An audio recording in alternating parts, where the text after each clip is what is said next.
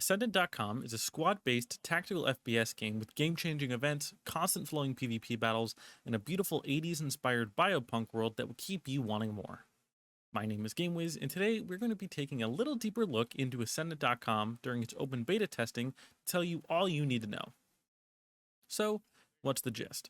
Besides the interesting art style of the game, Ascendant.com is an extraction shooter with a healthy twist. Set in a really fun and different world than what we've been used to the last few years, Ascendant is all about running alongside your team to extract resources for a dying colony of survivors inside of a mutated planet Earth 1200 years into the future. Now, of course, with time being so far ahead, the weapons we use are a clear advancement as well. With plenty of crazy laser-based and energy-based weapons to use and upgrade, it oddly keeps the 80s theme alive. Now, the weapons are pretty simple in use, so you have your standard assault rifle, sniper, shotgun, SMG, LMG, and melee all with their own look and feel. Though I've never played before, the guns felt extremely reminiscent of Apex Legends and some of their weapons. Well, at least the good parts.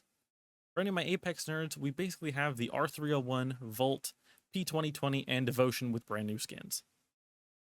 Taking a step away from the weapons, I did mention that this game was an extraction shooter, so think of it in the same realm as Escape from Tarkov or Call of Duty DMZ. In Ascendant, you go in as a squad of 3 loot goblins looking to collect resources for your colony against other players, all while trying not to die and lose what you have on your body. However, there is a really new fun twist to the genre.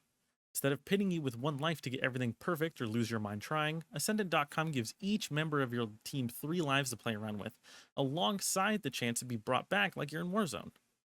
It's honestly such a refreshing feeling knowing you're allowed to make a mistake or even get overrun by others and not have to start from square one again. It also makes the learning curve of the game not as steep as games like Escape from Tarkov, because you aren't punished extremely harshly for not really knowing what's going on yet. I really hope that we can see more games implement things like this in the future, especially for newer players.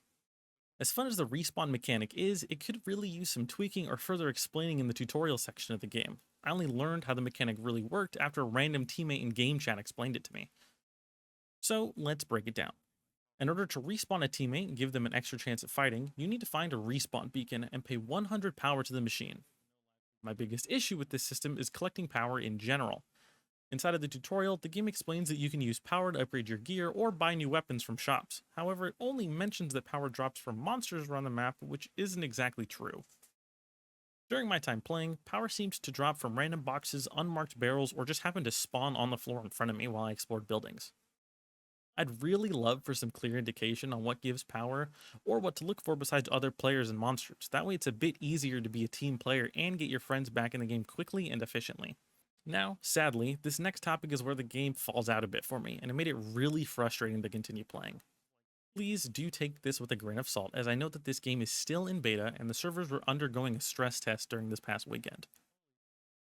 For a multiplayer game, the game really struggles with other players on your screen. Every time I saw an enemy, it felt like I was watching someone lag around the area, which made gunfights really unfun. If too many players are on screen at once as well, the game tanks in performance for no reason at all. The experience turns really sluggish until people start to die off and deload from your surrounding area. I'll show some examples on screen right now. You dead? All right. Yeah. Nigga came around the corner with a shotgun.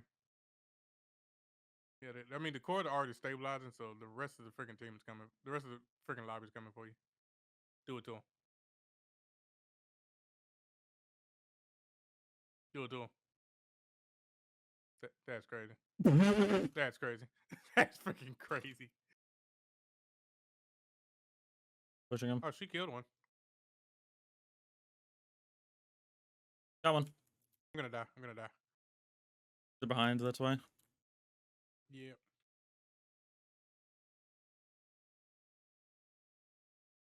Almost every weapon, excluding the sniper rifle, are hit scan weapons, so smooth FPS and player connection are really key for them to have any sort of impact in a gunfight.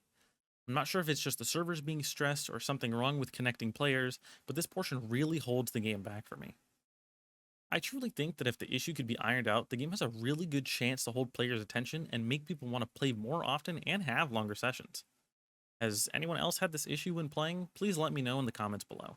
I wasn't able to get too far into the beta to truly experience how game altering these things are, but I have high hopes that at the game's launch it will really promote people finding a fun and game changing builds to make the gunfights much more intense. Now, for my favorite part of the game, the ever-changing map. Every lobby you load into has a chance to modify 3 parts of the map, such as bigger, stronger vehicles, more, stronger monsters, to a fucking artillery battery that players can activate and choose where to drop bombs.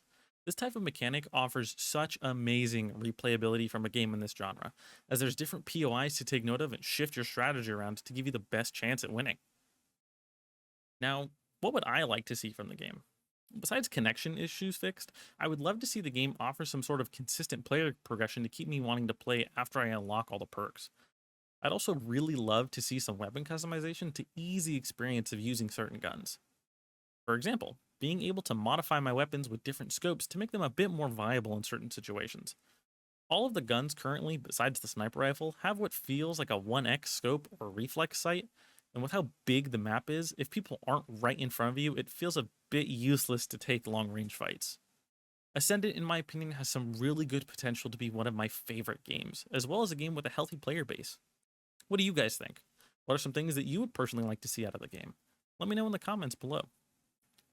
Well, that's all I have for you guys today. I hope you guys enjoyed the video, and if so, feel free to like and subscribe. Make sure you hit the bell so you get notified every time I upload.